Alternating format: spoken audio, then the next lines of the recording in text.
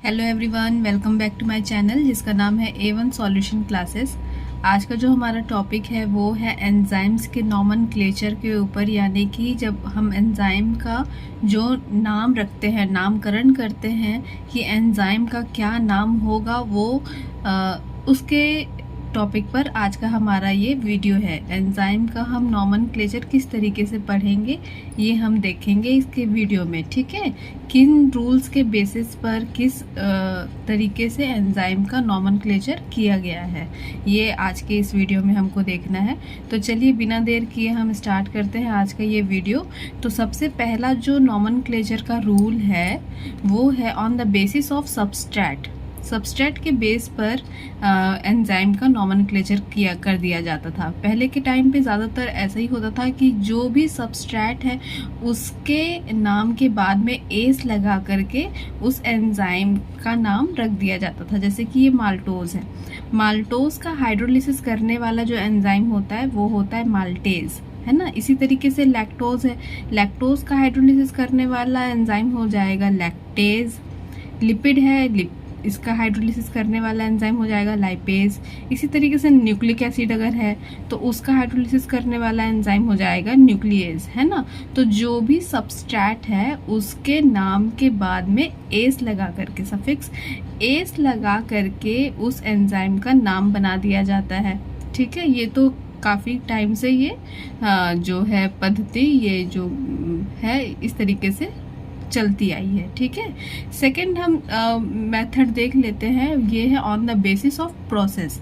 जो भी प्रोसेस हो रही है उस एंजाइम के थ्रू, जो भी प्रोसेस हो रही है उसके नाम के आगे हम एस अगर लगा देते हैं तो वो एंजाइम का नाम बन जाता है। जैसे कि डीएनए पॉलीमराइजेशन, ठीक है। डीएनए पॉलीमराइजेशन करने वाला जो एंजाइम है वो है डीएनए पॉलीमरेज। नाम के लास्ट में हम क्या लगा दिए, एस लगा दिए। इसी तरीके से आरएनए पॉलीमराइजेशन होगा तो वो करने वाला एंजाइम होगा आरएनए पॉलीमरेज, है ना।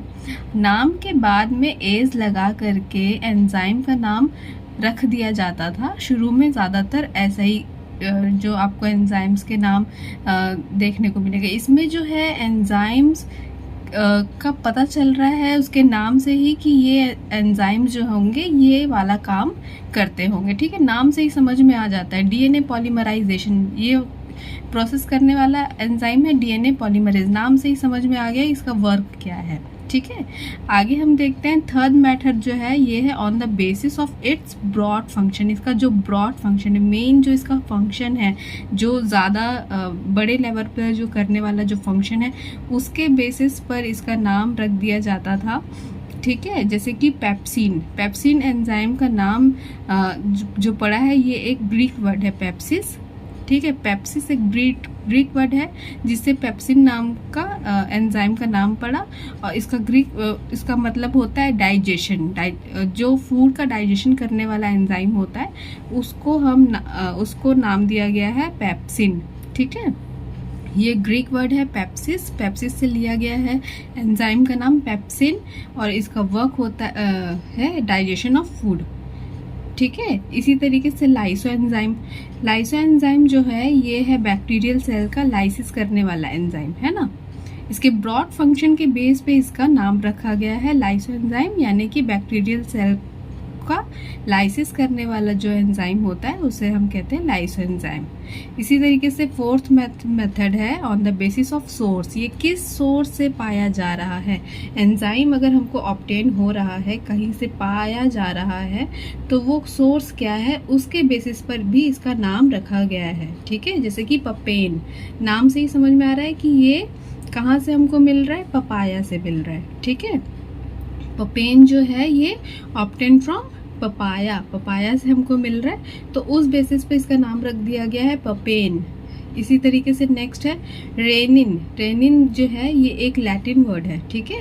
रेनिन एक लैटिन वर्ड है जिसका मतलब होता है किडनी, ये हमको किडनी से मिलता है, और इसी का दूसरा नाम है एंजियोटेंसिनेज, है ना।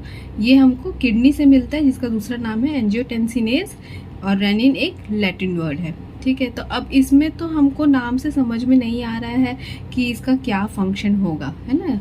जैसे कि हमको यहाँ पे समझ में आ रहा था कि जो नाम था उससे इससे ही रिलेटेड वो वर्क कर रहा था, तो ये हमको समझ में आ जा रहा था उसका वर्क क्या होगा। लेकिन यहाँ पे ये लैटिन वर्ड, ग्रीक वर्ड से लिया गया है, तो ये हमको समझ में नहीं आ रहा है कि ये इसका फंक्शन क्या होगा। ठीक है, तो क्या हो गया, ये सारी चीज़ों को समझाने के लिए international union of biochemistry IUB, जिसका बाद में नाम रखा गया international union of biochemistry and molecular biology, ठीक है, इन्होंने 1955 में एक कमीशन फॉर्म किया। ठीक है, international union of biochemistry IUB, जिसको बाद में मॉलिक्यूलर बायोलॉजी के भी नाम से इसको जोड़ कर बताया गया, international union of biochemistry and molecular biology.